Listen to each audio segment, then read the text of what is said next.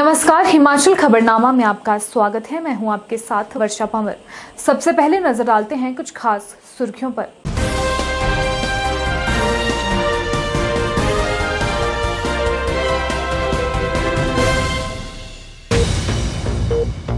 हिमाचल में बजा उपचुनाव का बिगुल, 30 अक्टूबर को होगा मतदान।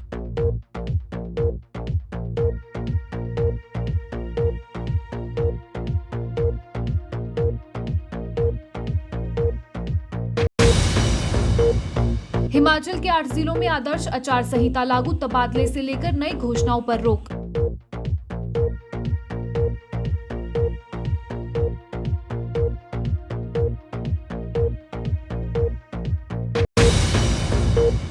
राज्यपाल राजेंद्र विश्वनाथ हार्लेकर ने कविताओं का संग्रह वह ढूंढती रोटी का किया विमोचन।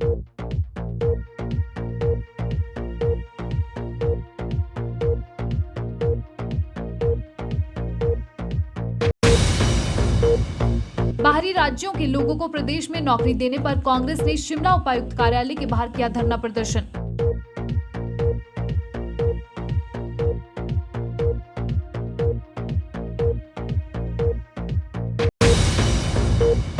मौसम विज्ञान केंद्र शिमला के अनुसार 28 सितंबर से 2 अक्टूबर तक प्रदेश के मैदानी व मध्य व उच्च पर्वतीय कुछ भागों में बारिश की संभावना।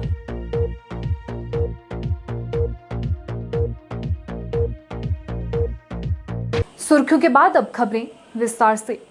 हिमाचल प्रदेश में मंडी लोकसभा सहित 3 विधानसभा सीटों के लिए उपचुनावों की घोषणा कर दी गई है।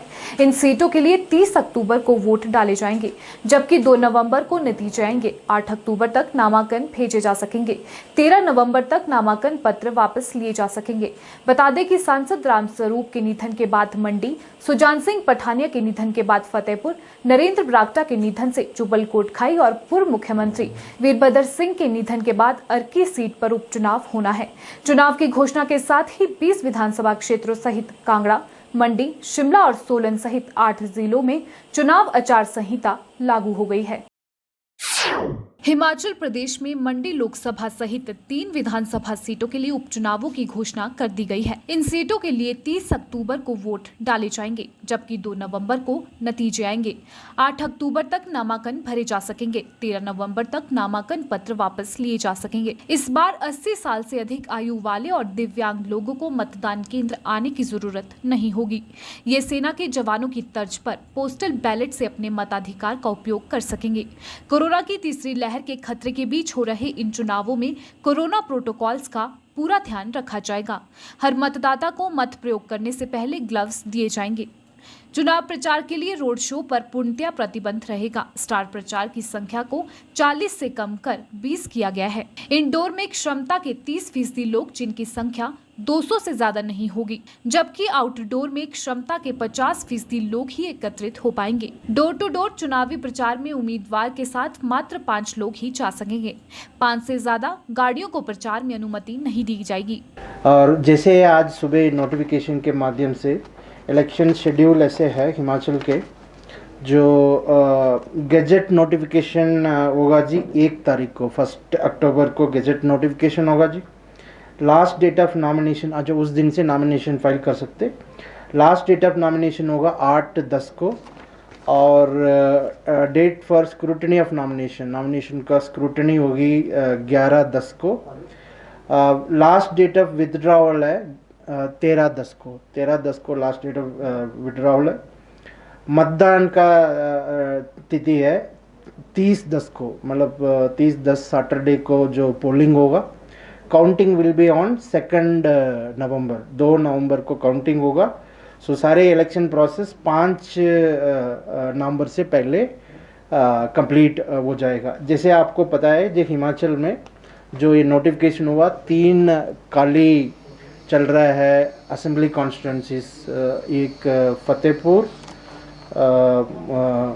8 फतेहपुर, 50 अर्की, 65 जुब्बल कोटखाई। इसका 3 असेंबली कॉन्स्टिट्यूंसी, और एक खाली चल रहा है एक लोकसभा कॉन्स्टिट्यूंसी, 2 मंडी का चुनाव होगी। इस चुनाव का जो इलेक्टोरल रोल है, ये हमने फाइनल पब्लिश किया 1/1/2021 आई मीन 1/1/2021 का जो हमने फाइनल इलेक्टोरल रोल पब्लिश किया, उसके जो उसके ऊपर इलेक्शन होगा। इस इलेक्शन में सारे आपको पता है इलेक्ट्रॉनिक वोटिंग मशीन्स और वीवीपैट यूज़ करी जाएगी। और जैसे जो जनरल है जो पहचान, जो वोटर का पहचान 11 एक स्टैंडर्ड आईडी कार्ड, ये जो 11 आई कार्ड है हमारा जो इलेक्टोरल फोटो आईडी कार्ड जो लगभग हिमाचल में 70% जो वोट 100% जो हमारा इलेक्टर है उनको हमने फोटो आइडेंटिटी कार्ड भी दे चुका है। उसके अलावा ये जो 11 आइडेंटिटी कार्ड भी पहचान के हो जाएगी। और ये बहुत महत्वपूर्ण विषय है। आज सुबह से ही मॉडल कोड ऑफ कंडक्ट, ये जो आचार संहिता सुबह से ही लागू हो गया। इसके लिए हमने कल सारे जो डिपार्टमेंट सेक्रेटरीज उनके साथ कल मीटिंग करके उनको ब्रीफ करेंगे 11:30 बजे। और 1 बजे जो डीसी से संबंधित जो 8 जिला में जो इलेक्शन हो रहा है, आपको पता है जो 8 जिला है district Kangra, Mandi, Kullu, Lahaul Spiti, Chamba, Kinnaur, Solan and Shimla. और ये इस बार जो आपको ये जो इलेक्शन है हम कोविड काल में करी जा रहे हैं, इसके लिए इलेक्शन कमीशन ने बहुत अच्छा जो प्रबंधन बनाया है। इसका एक मॉडल गाइडलाइन भी बनाया है, बहुत स्ट्रिंजेंट गाइडलाइन है। अब उसके मैं डिटेल में नहीं जाऊंगा, मोटे मोटे तौर पे मैं बताना चाहूँगा ताकि आप प्रिय मित्रों और हमारा वोटर्स के जो माध्यम से ये ले जाएंगे। पहले ऐसे होता था एक पोलिंग स्टेशन में 1500 तक वोटर्स हो सकते। अब ये कोविड करके इन्होंने इसको 1000 का जो कट ऑफ किया। इसमें हमने जो पूरा जो पोलिंग स्टेशन है इसमें जो लगभग ये डिटेल भी आपको देंगे। और कोविड प्रोटोकॉल, इसमें लाइन में खड़े होना, सबके जो अंदर आते हैं उनको टेम्परेचर भी चेक किया जाएगी, सैनिटाइजर दी जाएगी। और जो मशीन टच करते वक्त ये डिस्पोजेबल ग्लव्स, वो जो प्लास्टिक का जो ग्लव्स होता है वो एक दी जाएगी, ताकि जो टच करते वक्त वो ग्लव्स पहन के वो टच करेंगे और उसके बाद उसको डिस्पोज करी जाएगी। और एक और इस बार नया एक और सुविधा भी लाया इलेक्शन कमीशन ने, उसमें जो 80+ जो मतदाता 80+ होंगे जो उनके एज, वो पोस्टल बैलेट फैसिलिटी यूज़ कर सकते हैं। वो मतलब इससे ऑप्शनल है। और डिसेबल्ड वोटर, PWD वोटर कहते हैं, फिजिकली आई मीन हैंडीकैप्ड, उनको भी पोस्टल बैलेट दी जाएगी। और हमारा जो प्रिपरेशन है, जो प्रिलिमिनरी प्रिपरेशन है, लगभग सारे हमने कर चुके हैं। जैसे पोलिंग स्टेशन रेडी है, मैंने पहले आपको बताया इलेक्टोरल रोल जो हमने पब्लिश किया 1/1/2021 1/1/2021 को पब्लिश किया, उसी के जरिए वोटिंग की जाएगी। और मटेरियल है, जो पोलिंग मटेरियल है, खास करके EVMs हमारे पास प्राप्त मतलब कितना चाहिए उतना आ चुके। और उसका एक बार फर्स्ट लेवल चेकिंग भी हो चुके, हमने चेक भी कर चुके। और जो अदर मटेरियल होता है जैसे इंक होता या उसको जो मैंने पहले बताया जैसे ग्लव्स है या सैनिटाइजर, ये भी पूरा हमने कर ही चुके हैं। We are election ready. राज्यपाल राजेंद्र विश्वनाथ आर्लेकर ने राजभवन में प्रताप पराशर की कविताओं के संग्रह वह ढूंढती रोटी का विमोचन किया। राज्यपाल ने पराशर को उनकी पहली किताब के प्रकाशन पर बधाई दी। उन्होंने कहा कि ये किताब समाज में ज्ञान और समानता का आवाहन करती है। उनकी कविताओं में सत्य और शुद्धता के दर्शन होते हैं। बता दें, प्रताप पराशर जिला सिरमौर के शिलाई से संबंध रखते हैं। हिमाचल में 1 लोकसभा व 3 विधानसभा सीटों के लिए उपचुनावों की घोषणा होते ही राजनीतिक हलचल भी तेज हो गई है। सत्ताधारी बीजेपी ने तुरंत एक बैठक का आयोजन कर चुनावों को लेकर मंथन किया। पीटरहॉफ शिमला में हुई इस बैठक में पार्टी के राष्ट्रीय उपाध्यक्ष सौदान सिंह, मुख्यमंत्री जयराम ठाकुर, प्रदेश प्रभारी अविनाश राय खन्ना, प्रदेश अध्यक्ष सुरेश कश्यप एवं सह प्रभारी संजय टंडन उपस्थित रहे। इस दौरान उपचुनावों को लेकर आगे की रणनीति तय की गई। हिमाचल में 1 लोकसभा व 3 विधानसभा सीटों के लिए उपचुनावों की घोषणा होते ही राजनीतिक हलचल भी तेज हो गई है। इस दौरान सत्ताधारी बीजेपी ने तुरंत पीटरहॉफ शिमला में एक बैठक का आयोजन कर चुनावों को लेकर मंथन किया। इस दौरान महामंत्री त्रिलोक जम्वाल ने बैठक की जानकारी देते हुए बताया कि आज हिमाचल में उपचुनाव की तिथि घोषित हो गई है और बीजेपी इस घोषणा की काफी लंबे समय से इंतजार कर रहे हैं। उन्होंने कहा, बीजेपी इन चुनावों के लिए पूरी तरह से तैयार है। बीजेपी एक ऐसा राजनीतिक दल है जो पूरे समय काम करता है, उपचुनावों में सभी सीटों पर जीत दर्ज करेगा। उन्होंने कहा कि जल्द ही हमारी चुनाव समिति की बैठक होगी और हमारे सभी संभावित प्रत्याशियों का पैनल केंद्रीय संसदीय बोर्ड को भेजा जाएगा। इसके बाद केंद्रीय संसदीय बोर्ड प्रत्याशियों की घोषणा करेंगे। उन्होंने कहा कि बीजेपी विकास के मुद्दे पर चुनाव लड़ेगी। हिमाचल के मुख्यमंत्री जयराम ठाकुर ने प्रदेश में विकास एवं जन कल्याण के अनेक कार्य किए हैं। बीजेपी नरेंद्र मोदी, राष्ट्रीय अध्यक्ष जगत प्रकाश नड्डा, मुख्यमंत्री जयराम ठाकुर एवं प्रदेश अध्यक्ष सुरेश कश्यप के सशक्त नेतृत्व में बीजेपी मंडी लोकसभा, जुब्बल कोटखाई, फतेहपुर और अर्की का चुनाव जीतेगी। भारतीय जनता पार्टी इस दिन का काफ़ी लंबे समय से इंतज़ार कर रही थी। वो घड़ी आ ही गई और आज इलेक्शन कमीशन ने हिमाचल प्रदेश की 3 विधानसभाओं और 1 संसदीय क्षेत्र का चुनाव डिक्लेयर कर दिया है। तो जैसा मैंने पहले कहा कि भारतीय जनता पार्टी पूरा साल भर अपनी एक्टिविटीज़ को चलाए रखती है, इसलिए हम पूरे तरीके से चुनाव के लिए तैयार हैं। और इन तीनों विधानसभा के चुनाव में और 1 संसदीय क्षेत्र के चुनाव में भारतीय जनता पार्टी माननीय मुख्यमंत्री श्री जयराम ठाकुर जी के नेतृत्व में और सम्मानीय प्रदेश अध्यक्ष श्री सुरेश कश्यप जी के नेतृत्व में चारों चुनावों को हम जीतेंगे। और जल्दी ही उम्मीदवारों की चयन हो जाएगा, जल्दी ही इनकी घोषणाएं हो जाएंगी, क्योंकि भारतीय जनता पार्टी का एक परिपाटी है, एक सिस्टम है, उसके अनुसार चुनाव कैंडिडेट डिक्लेयर होते हैं।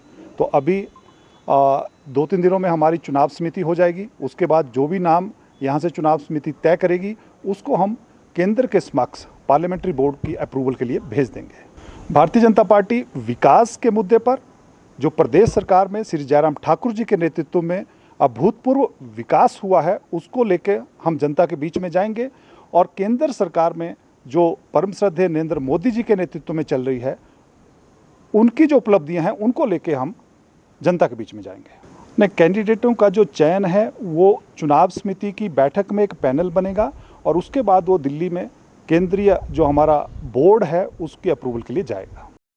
हिमाचल प्रदेश में होने वाले उपचुनावों की तारीखों का ऐलान हो गया है। ऐसे में मीडिया से मुखातिब भाजपा प्रदेश अध्यक्ष सुरेश कश्यप ने कहा कि सभी बातें ध्यान में रखते हुए जिताऊ प्रत्याशियों का ही चयन किया जाएगा। हमारे पास ऐसे काफी लोग हैं जो जीतने की क्षमता रखते हैं।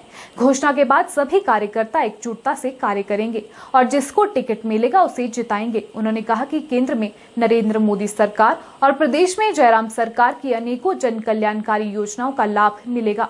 सुरेश ने कहा, भाजपा मजबूत एवं सशक्त राजनीतिक दल है और इन चुनावों में हमारी जीत निश्चित है।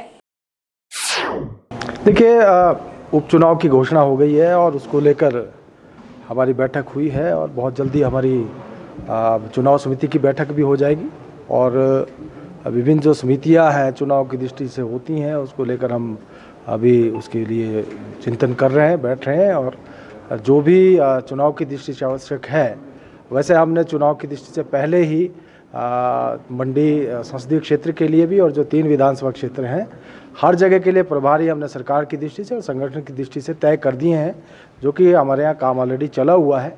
अभी घोषणा हुई है तो आगे में जो भी काम है वो हम बहुत जल्दी करेंगे। बहुत शीघ्र हम चुनाव समिति की बैठक करेंगे और उसके बाद हमारे कैंडिडेट भी तय हो जाएंगे। हाँ, देखिए, बहुत जल्दी हम बैठक करेंगे। अभी हम लोग उसका निर्णय कर रहे हैं और अगले 2-3 दिन में हम चुनाव समिति की बैठक करके प्रत्याशियों का देखिए केंद्र सरकार का हमारा जो कार्यकाल और केंद्र सरकार की उपलब्धियां, प्रदेश सरकार ने जो विकासात्मक कार्य किए हैं और जिस प्रकार से हमारी सरकार का लगभग 3.5 वर्ष से अधिक का कार्यकाल उपलब्धियों भरा रहा है उसको लेकर हम जनता के बीच में जाएंगे। और देखिए, जितने भी चुनाव अभी पीछे हुए हैं उसमें लगातार भाजपा जीतती रही और इस चुनाव में भी हम विकासात्मक मुद्दों को लेकर देखिए डबल इंजन की सरकार, जिस प्रकार से केंद्र सरकार का लगातार आशीर्वाद मिला है और केंद्र सरकार की उपलब्धियां जो कि आज हिमाचल प्रदेश में अगर हम बात करें तो आज शायद ही कोई ऐसा परिवार बचा होगा जिसको कि किसी ना किसी रूप में केंद्र सरकार द्वारा किसी ना किसी योजना का लाभ ना मिला हो। इसी प्रकार से प्रदेश सरकार की योजनाओं का भी सीधा सीधा लाभ प्रदेश की जनता को मिला है और निश्चित रूप से केंद्र सरकार की योजनाओं का प्रदेश सरकार की योजनाओं को जो लाभ मिला है जनता के बीच में, उन उपलब्धियों को लेकर हम जाएंगे और उसका फायदा हमको मिलेगा। देखिए, लड़ाई की कहीं पर भी कोई ऐसी बात नहीं है। जैसे ही हमारे प्रत्याशी तय हो जाएंगे उसके बाद पूरी पार्टी चुनाव में उतरेगी, पूरे दम के साथ उतरेगी और हम निश्चित रूप से जीत हासिल करें। देखिए, महंगाई की बात करें हम या बेरोजगारी की बात करें, ये कोई ऐसा मुद्दा नहीं है जो कि आज ही अभी शुरू हुआ है। लंबे समय से चला हुआ। सरकार अपने स्तर के ऊपर लगातार उसके लिए प्रयासरत है और हम जानते हैं कि ये तो पूर्व की सरकार के समय में भी महंगाई थी, उस समय भी बेरोजगारी थी। ऐसा नहीं था कि कांग्रेस के समय में सभी लोगों को रोजगार मिला था।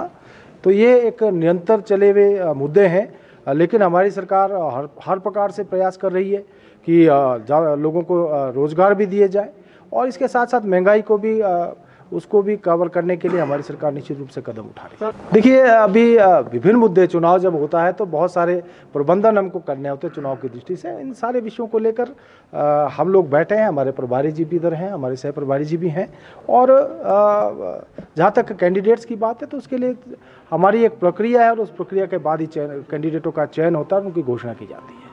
हिमाचल प्रदेश में बाहरी राज्यों के लोगों को सरकारी नौकरी देने को लेकर कांग्रेस सरकार के खिलाफ मुखर हो गई है।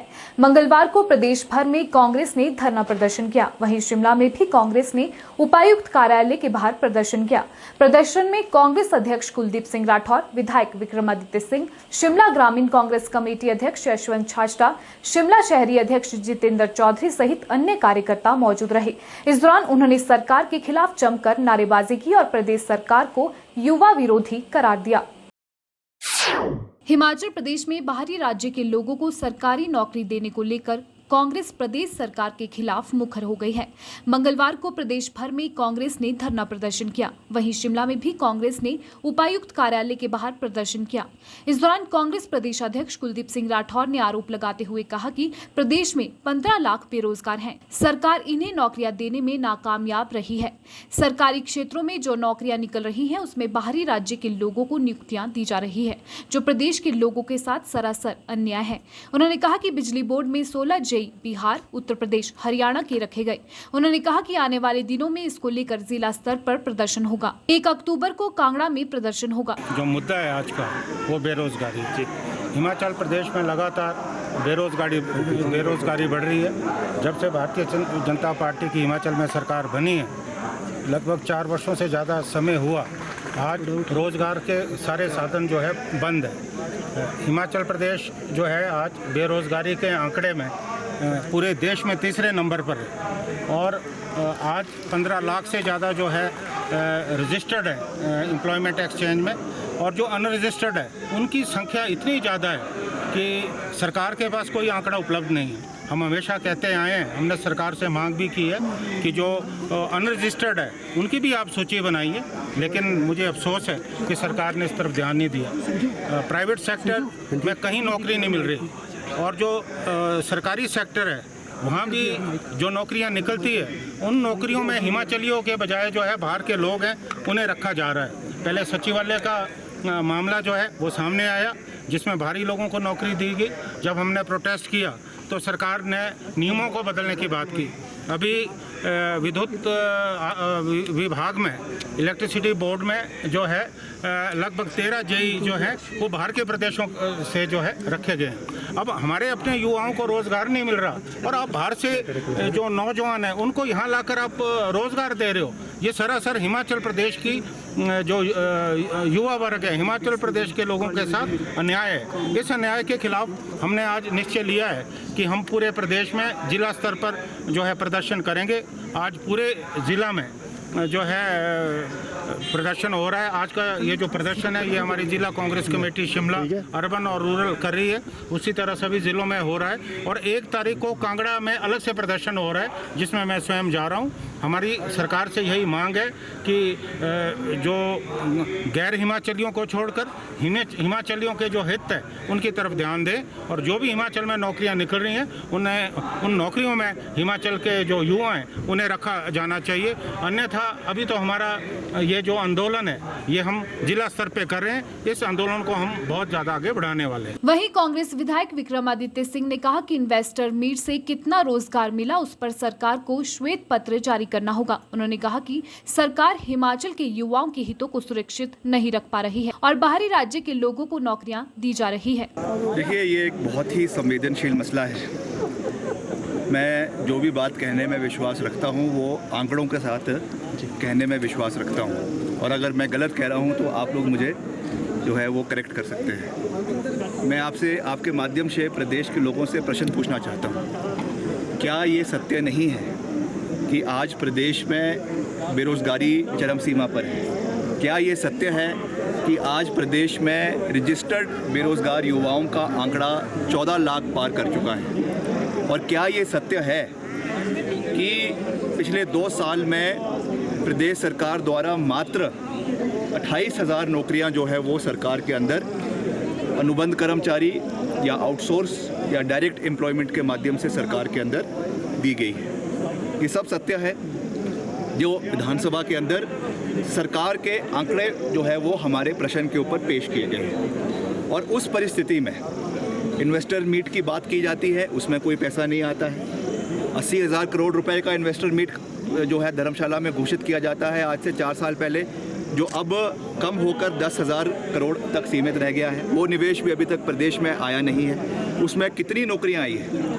मैं आपके माध्यम से ये ओपन चैलेंज सरकार को देता हूँ, सरकार के नुमाइंदों को देता हूँ कि वो हमको बताए, एक वाइट पेपर जो है वो विधानसभा के अंदर ले करे कि कितनी नौकरियां जो है वो इन्वेस्टर्स मीट में प्रदेश सरकार के माध्यम से इन्वेस्टर्स मीट में दी गई है। पहला प्रश्न। दूसरा, जो बाहर के युवाओं को नौकरियां प्रदेश के अंदर दी जा रही है, चाहे वो जेईज़ की है, चाहे वो कोर्ट में दी जा रही है, चाहे वो और नौकरियां चाहे सचिवालय में दी जा रही है, मैं जयराम जी से और सरकार के और मंत्रियों से ये चीज़ पूछना चाहता हूँ, क्या आपको लगता है कि हिमाचल के युवा पढ़े लिखे नहीं हैं? क्या आपको लगता है कि सचिवालय में जो अभी नौकरियाँ चाहे फ्राश की है, माली की है, पियोन की है, उसमें पोस्ट ग्रेजुएट और पीएचडी करने वाले युवा जो है वो मजबूर होकर जो है वो आपके इन नौकरियों के लिए अप्लाई कर रहे हैं? 14,000 युवाओं ने 14 से 15,000 युवाओं ने 28 पोस्टों के लिए सचिवालय में अप्लाई किया। क्या ये सत्य है कि नहीं है? जैसा मैंने कहा कि जो हम बोलते हैं वो आंकड़ों के ऊपर बोलने में विश्वास रखते हैं, और जो मैं आज कह रहा हूँ आपके माध्यम से ये सब सत्य है और ये सब आंकड़ों के ऊपर बेस्ड है। तो मेरा ये निवेदन सरकार से है कि आप बाहर के लोगों को प्राथमिकता देना बंद करें, चाहे वो यूपी है, चाहे वो बिहार है, चाहे वो और राज्य है, चाहे हरियाणा है। हम जानते हैं कि ये भारत का एक अभिन्न अंग है और भारत एक है, मगर हिमाचल में हिमाचल की नौकरियों को प्राथमिकता युवाओं को, हिमाचल के युवाओं को मिलनी चाहिए, इसमें कोई दो राय नहीं है। हर राज्य अपने राज्य में जो है वो अपने लोगों के लिए लड़ाई लड़ता है।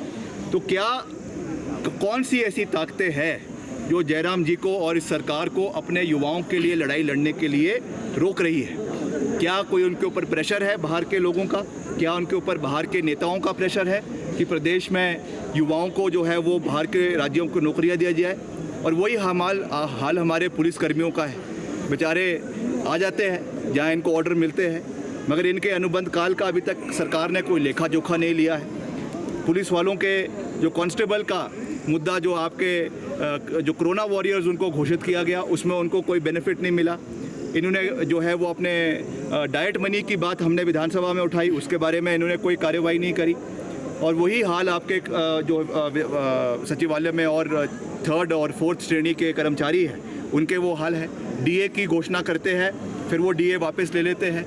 तो ये सब चीज़ें आज सरकार को ये प्रश्न पूछ रहे हैं, और आने वाले जो आगामी चुनाव है उसमें इसका जवाब इस सरकार को मिल जाएगा। कांग्रेस प्रदेश अध्यक्ष कुलदीप सिंह राठौर ने प्रदेश के चारों अर्की, जुब्बल कोटखाई, फतेहपुर विधानसभा व मंडी संसदीय उपचुनाव की घोषणा का स्वागत करते हुए कहा कि कांग्रेस पहले से ही इन उपचुनावों को करवाने की मांग आयोग से करती रही। उन्होंने आरोप लगाया कि प्रदेश में भाजपा इन चुनावों को टालने का पूरा प्रयास करती रही और चुनाव आयोग पर कोरोना को लेकर इन्हें टालने का दबाव बनाती रही। मीडिया के साथ अनौपचारिक बातचीत में राठौर ने दावा किया कि कांग्रेस पूरी मजबूती के साथ इन चारों उपचुनावों को जीतेगी। राठौर ने कहा कि जल्द ही पार्टी आलाकमान से बातचीत के बाद कांग्रेस अपने प्रत्याशियों के नामों की घोषणा कर देगी। देखिए, हम तो चुनावों के लिए पहले से तैयार थे। चुनावों से तो भारतीय जनता पार्टी भागी है।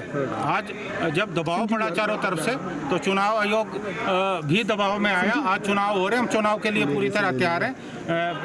जो उम्मीदवार हैं उसका भी हम बहुत जल्दी फैसला करने वाले और निश्चित तौर पे आप देखेंगे कि इन चार उपचुनावों में कांग्रेस पार्टी जो अपनी भारी जीत जो है दर्ज कराने वाली। देखिए, बहुत सारे मुद्दे हैं। नंबर 1 मुद्दा विकास। हिमाचल में विकास बिल्कुल ठप पड़ा है। दूसरा मुद्दा महंगाई। आज महंगाई जो है आसमान छू रही है। समाज का हर वर्ग जो है महंगाई से परेशान है। तीसरा बेरोजगारी, जिसको लेके हम जो है प्रदर्शन कर रहे हैं और लगातार हमारी प्रदेश की जो आर्थिक स्थिति है वो खराब होती जा रही है।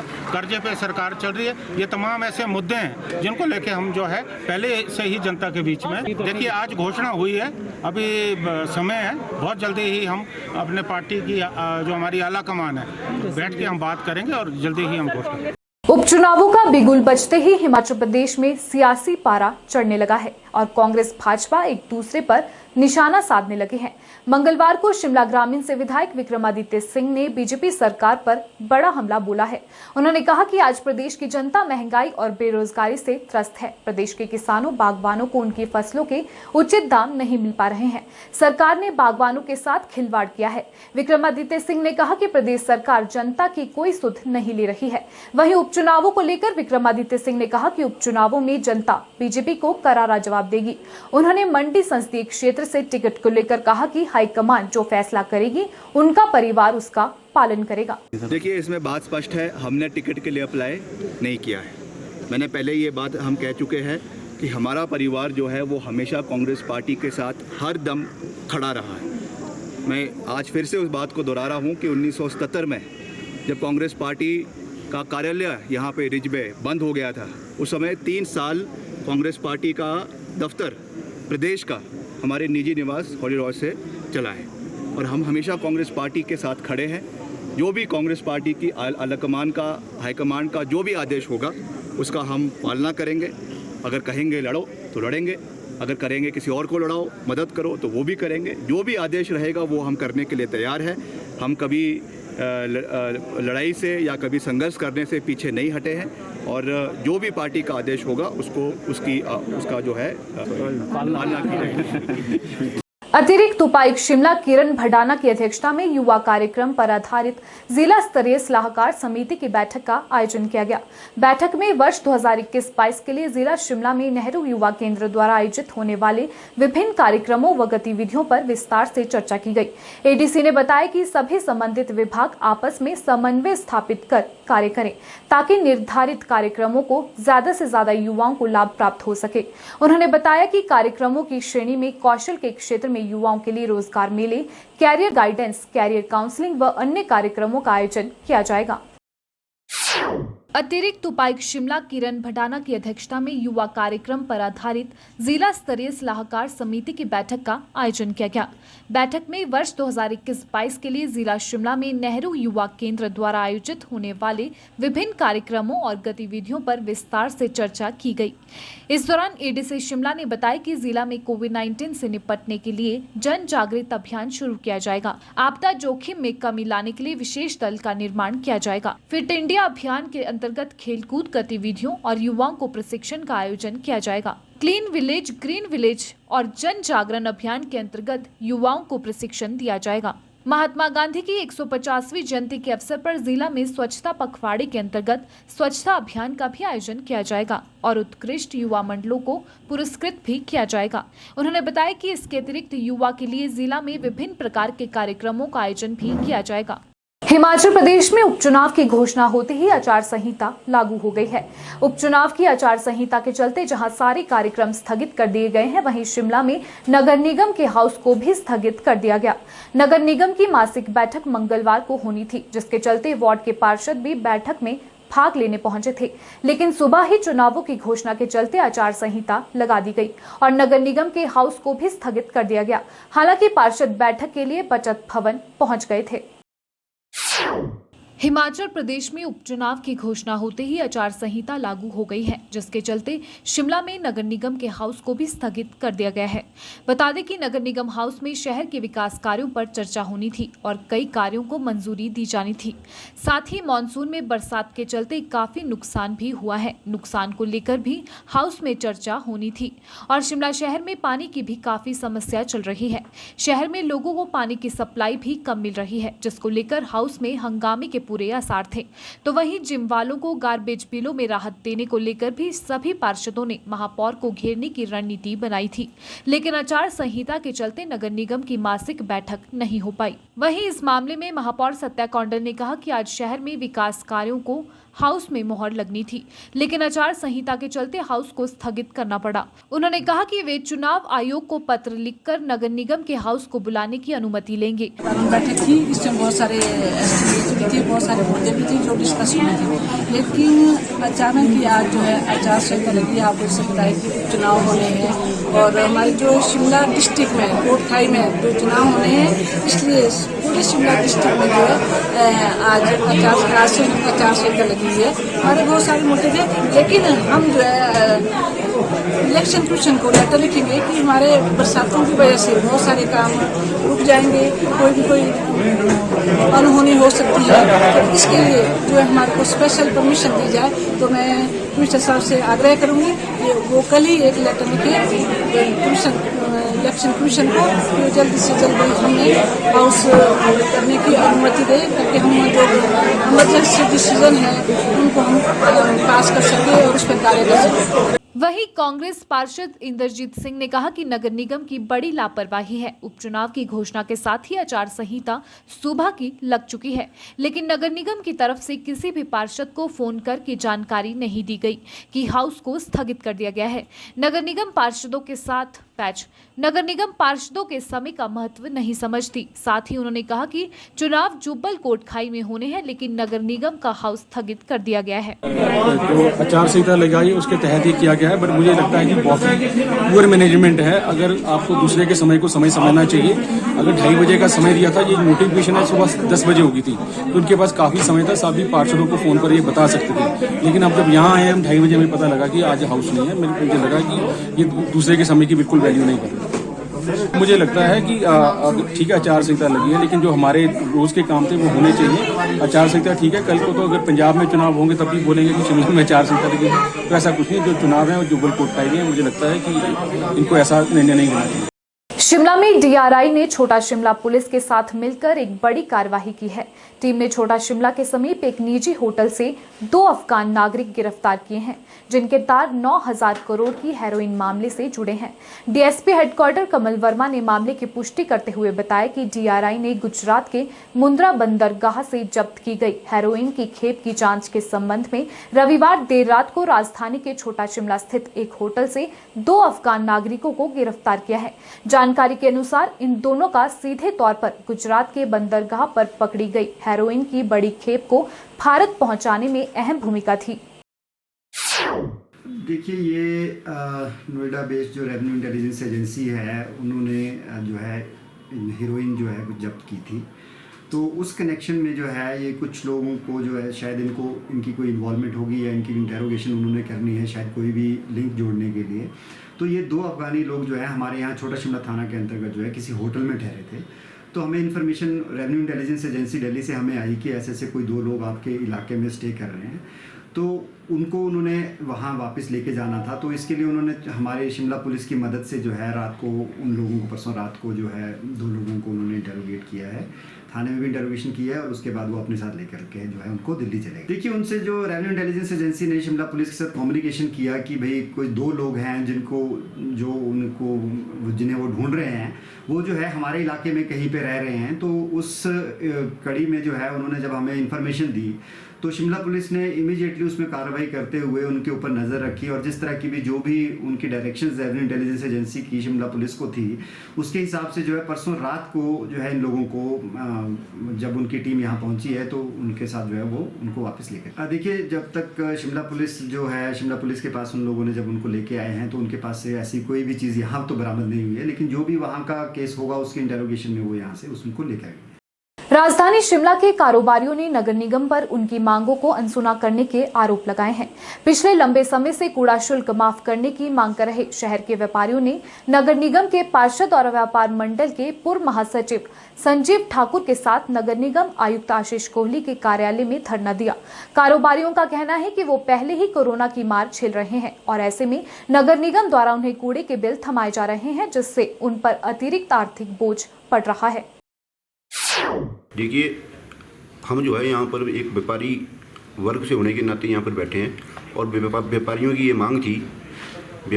मांग थी कि कोरोना टाइम के जो बिल हैं वो माफ़ होने चाहिए। हमने सारी दुकानदारों से बातचीत करी है और लेकिन कॉरपोरेशन जो है बार बार अपने जो बिल है लगातार उनको भेजती जा रही है और कोई भी कार्य उन्होंने करना है उसके लिए एनओसी की जरूरत जो है नगर निगम की एनओसी की जरूरत पड़ती है। तो जो कूड़े के भारी भरकम जो बिल आए हैं होटलों के तो लाखों में आए हैं, लाखों में जाने के बाद जो है जबकि कूड़ा होटलों से उठा भी नहीं है, दुकानदारों से नहीं उठा है, 3-3 महीने 4-4 महीने जो दुकानें बंद रही हैं, उसके बावजूद भी बार बार यहाँ से हमें ये बोला जाता है कि हमने सरकार को भेज दिया है लेकिन सरकार से कुछ भी नहीं आता है। जबकि ये सीधी सी बात है कि ये जो है कूड़े के बिल जो है सिर्फ कॉरपोरेशन माफ़ कर सकती है और इसको जो है सिर्फ हाउस में जो है करने की बात है। लेकिन ये टाल मटोल जो करते हैं बार बार, इससे हम तंग आकर के आज जो है हमने इस तरीके से बैठे हैं कि जब तक हमको प्रमुख हमारी जो मांग है अगर पूरी नहीं होती है तो हम लगातार यहाँ पर बैठे रहेंगे। और हो सकता है अभी हम व्यापार मंडल की तरफ से बैठे हैं, मेरे साथ जनरल सेक्रेटरी है, कैशियर हैं और हमारे बाकी भी सदस्य जो पदाधिकारी हैं वो आ रहे हैं, वो भी बैठेंगे। लेकिन तब तक जो है हम उठेंगे नहीं जब तक हमारे को पूर्ण आश्वासन नहीं मिलता है। बिल्कुल, क्योंकि हर बार टाला जा रहा है। जब भी हाउस की बात आती है सरकार को भेज रहे हैं, सरकार वहाँ से लिख करके भेजती है कि आपका अपना मसला है, इसको आप अपने आप निपटो, लेकिन यहाँ पे कहीं भी सुनवाई नहीं हो रही है। इस करके आज हम ये डिमांड करने आए हैं कि जब तक ये पूरी डिमांड नहीं होती है तब तक हम यहाँ से उठेंगे ही नहीं। मेयर से हमारी जो हमने कमिश्नर साहब से बात करी थी, अब कमिश्नर साहब जो है उनसे बात करने गए हैं, जब तक वो आएंगी नहीं और पूर्ण विश्वास जब तक नहीं होगा और हमारे को लिखित में नहीं ये मिलेगा कि हम जो है कूड़े के बिल माफ़ होंगे, तब तक हम उठेंगे नहीं। अभी हम पदाधिकारी बैठे हैं, उसके बाद जो है हम पूरी दुकानों को बंद कराएंगे, पूरे बाजारों का धरना प्रदर्शन कराएंगे अगर ये बात हमारी नहीं मानी जाती। देखो, बिल कमर्शियल एक्टिविटीज़ के हिसाब से 220 रुपये तो एक आम दुकानदार का बिल है जी।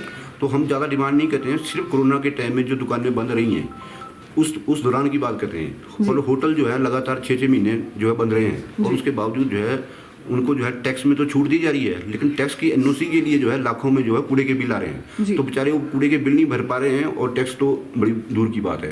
तो मतलब इनको सोचना चाहिए कि हम ये नहीं बोल रहे हैं कि हम कुछ गलत मांग कर रहे हैं। जब दुकानें बंद थी तो बंद का किस चीज़ का हमने जो है कूड़ा बिल देना है, कोई जेन्युइन डिमांड है व्यापारियों की, ये नहीं है कि हम देने के लिए तैयार नहीं है। शिमला के विकासनगर आंजी पट्टी चौक पर फुटओवर ब्रिज निर्माण के चलते सड़क 29 सितंबर से 4 दिन वाहनों के लिए आवाजाही बंद रहेगी। विकासनगर वार्ड से पार्षद रचना भारद्वाज ने बताया कि विकासनगर चौक पर फुटओवर ब्रिज का निर्माण किया जा रहा है, जिसके चलते विकासनगर पुलिस सहायता कक्ष रोड पर 29-30 सितंबर और 2 व 3 अक्टूबर तक सुबह 10 बजे से शाम 5 बजे तक आपातकालीन वाहनों को छोड़ सभी प्रकार के वाहनों के लिए आवाजाही बंद रहेगी। हमारे यहाँ पर 4 दिन के लिए रोड बंद कर रहे हैं विकासनगर में, तो हमें डीसी की परमिशन मिली है। स्मार्ट सिटी के तहत ये लिफ्ट का काम चला है और इसमें फुट ओवर ब्रिज भी बन रहा है, तो उसके तहत हमें 4 दिन के लिए रोड बंद करना पड़ रहा है। कल हमारे 29 तारीख को और 30 तारीख को, फिर 1 तारीख को खुला रहेगा, फिर 2 और 3 को फिर से बंद किया जाएगा। तो मेरा सभी ये विकासनगर वासियों से अनुरोध रहेगा कि हमें कॉपरेट के हमेशा हमें कॉपरेट करते हैं। हम जब भी कभी सीवरेज के लिए बंद करते हैं, कभी टायरिंग के लिए, तो सभी हमारा सहयोग करते हैं। तो इस बार भी मैं जनता से आग्रह करूँगी कि वो हमारा इसमें सहयोग करे। बाकी इमरजेंसी, बहुत ही इमरजेंसी है, एम्बुलेंस है तो हम वो ये पुलिस चौकी तक एम्बुलेंस आ जाएगी, फिर हम यहाँ से गाड़ी शिफ्ट करेंगे। बीच में हमारा जो काम चलेगा एक गाड़ी में पर्री तक अपनी गाड़ी में आएंगे, फिर यहाँ से हम एम्बुलेंस पे शिफ्ट कर सकते हैं उनको अगर कोई इमरजेंसी आती है। तो उसमें बाकी यही आग्रह रहेगा जनता से कि हमारा सहयोग करें। मैत्री संस्था व हेल्पेज इंडिया के संयुक्त तत्वावधान में शिमला में निःशुल्क स्वास्थ्य शिविर का आयोजन किया गया। इस दौरान संस्था के पदाधिकारियों ने कहा कि भगत सिंह के शहीदी दिवस के उपलक्ष्य पर संस्था द्वारा 1 सप्ताह तक निःशुल्क स्वास्थ्य शिविर का आयोजन किया जा रहा है और प्रवासी मजदूरों व जरूरतमंदों को कंबल भी वितरित किए जा रहे हैं। जैसे कि आपको मालूम है कि कल भगत सिंह जी का शहीदी दिवस था, उनके उपलक्ष्य में हम इस सप्ताह हमारी मैत्री संस्था प्रोग्राम कर रही है समाज सेवा से जुड़े हुए। तो उसके ही उपलक्ष्य में हमने आज यहाँ पर मुफ्त स्वास्थ्य शिविर का इंतज़ाम किया है। इसके लिए हमारे साथ हमारे डॉक्टर्स, होमेज इंडिया के डॉक्टर्स भी आए हुए हैं और मैत्री संस्था और उनके द्वारा मिलके हमारे द्वारा मजदूर लोगों को कंबल दिए जा रहे हैं। इसके अलावा मुफ्त में दवाइयाँ दी जाएंगी उनको, डॉक्टर उनका हमारा BP, शुगर और ENT के डॉक्टर्स भी आए हुए हैं, सारे उनका चेक चलेगा, सारा दिन हेल्थ कैंप चलता है। इसके अलावा हमारी मैत्री संस्था गरीब लोगों के लिए हमेशा तत्पर रहती है। जैसे कि इस साल के शुरुआत में ही हम लोगों ने जैसे कि कोरोना फैला हुआ था, तो उस समय हमने पूरे हेल्थ वर्कर थे, इनको हमने स्टीमर दिए थे और औषधि रिलेटेड हमने पौधे भी बांटे थे सबको कि अपने अपने घरों के आसपास लगाएं। कोरोना की वजह से हम पौधा रोपण नहीं कर पाए थे, इसलिए हमने हर एक एम्प्लॉइज़ को पौधे दिए थे घर में।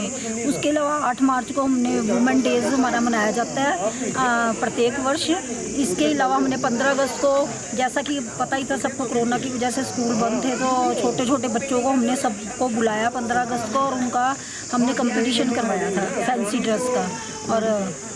और उसके बाद हम लोहड़ी का, हमारी मकर संक्रांति का फंक्शन रहता है। इस बार जैसे कि आगे आने वाला करवा चौथ का फंक्शन है, वो भी हम अब सेलिब्रेट, उसकी तैयारी भी हमारी लेडीज़ कर रही हैं सारी। वैसे मैक्सिमम मैत्री संस्था का प्रोग्राम सोशल एक्टिविटीज़ से जुड़ा रहता है, पर जैसा कि कोरोना की वजह से सभी लोग बड़े घर के अंदर ही बंद है, तो इसलिए हम सोच रहे हैं कि कुछ मनोरंजन के कार्य भी लेडीज़ के लिए सब किए जाए। हाँ, हम लोग वैसे रेगुलर ये जो हेल्थ कैंप हम लोग वीकली लगाते हैं शिमला के अलग अलग एरिया में जहाँ पे भी नीड होती है।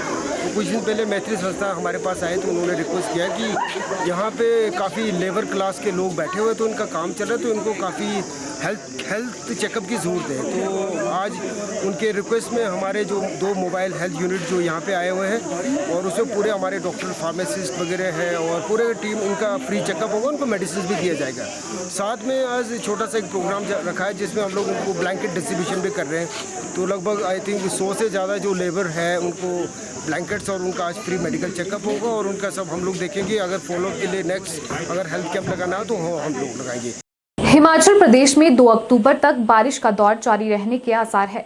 मौसम विज्ञान केंद्र शिमला के अनुसार 28 सितंबर से 2 अक्टूबर तक प्रदेश के मैदानी व मध्य व उच्च पर्वतीय कुछ भागों में बारिश की संभावना है।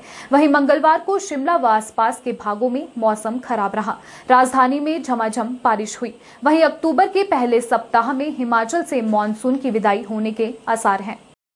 तो बारिश ज़्यादा नहीं होगी क्योंकि मानसून कमज़ोर हो चुका है और अभी ज़्यादातर एरियाज़ में बारिश की संभावना कम है, लेकिन बीच बीच में जो निचले क्षेत्र के जो ज़िले हैं, निचले और मध्य क्षेत्र के ज़िले, वहाँ कुछ जगह 1-2 जगह पे बारिश हो सकती है आने वाले 2 से 3 दिनों में। और उसके बाद संभावना है कि 1 या 2 अक्टूबर के आसपास हल्की सी बारिश में जो है बढ़ोतरी होगी। तो कुल मिला के अगर मानसून की बात करें तो बहुत भारी बारिश और लगातार बारिश की संभावना हिमाचल प्रदेश में नहीं है। बीच बीच में हल्की बारिश कुछ जगहों पे बीच में होती रहेगी और इससे जो होगा है कि दिन के तापमान जो है कुछ बढ़ेंगे क्योंकि बीच में धूप भी आएगी और रात के तापमान में जो है गिरावट आएगी। हिमाचल खबरनामा के इस अंक में इतना ही। नमस्कार।